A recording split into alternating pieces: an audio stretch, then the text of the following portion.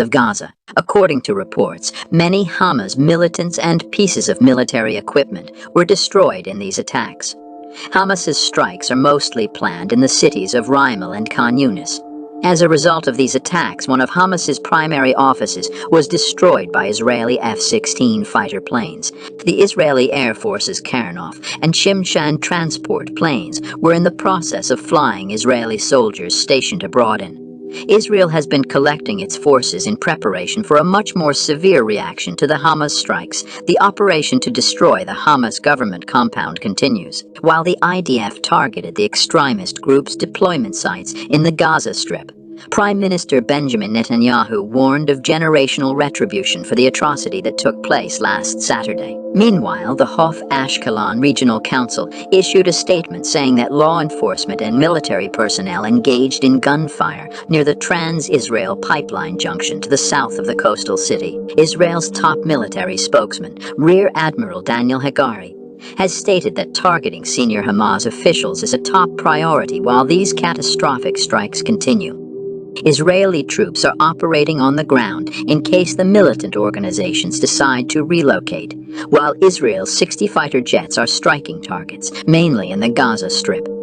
A furious Israeli air and ground offensive is being launched against Hamas militants and the support efforts of Hezbollah. Israel has already begun to feel the effects of this sustained effort to exert pressure on it. Aircraft reportedly carried out an attack that resulted in the death of prominent Hamas Politburo member Zakaria Abu Momer. He was in charge of Hamas's National Affairs Office and had a close relationship with the group's leader, Yahya Sinwar. Sought to get rid of Hamas and Hezbollah militants from its territory and put an end to the fighting.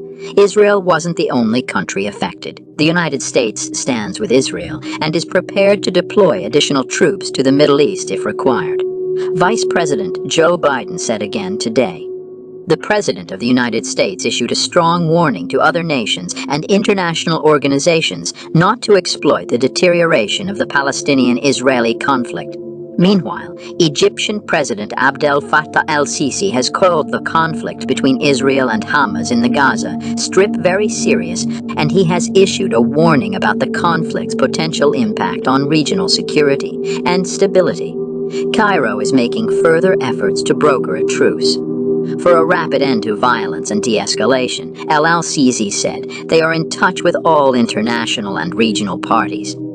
After Hamas's unexpected strike on Israel, German Foreign Minister Annalena Baerbock urged the Palestinian Authority to reject terrorism.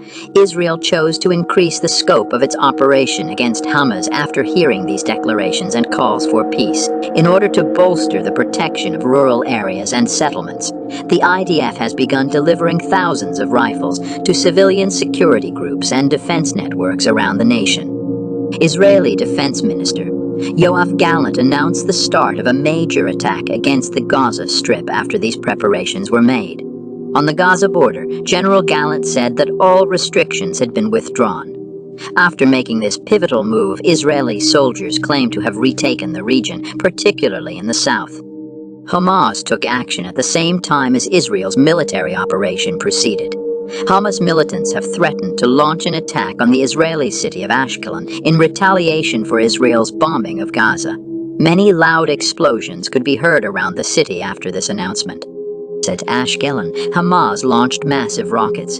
The city had never before experienced such a devastating assault. Due to the bombing, air raid sirens went off in this area and others in the vicinity. The intensity of the strikes from both sides in the conflict region increased rapidly, making it difficult to keep up with them and report them in real time. The Gaza Strip is yet another case in point. In the Gaza City neighborhood of Furqan, Israeli airstrikes hit more than 100 targets. According to the IDF, Hamas recruits and trains its attackers in this area. Hundreds of fighter planes took part in the enormous attacks. The IDF also destroyed a tunnel used to smuggle weapons and terror equipment between Egypt and Gaza's Rafah region. After all these shocking incidents, a common question circulated throughout the world's media. Why is Hamas planning attacks on Israel?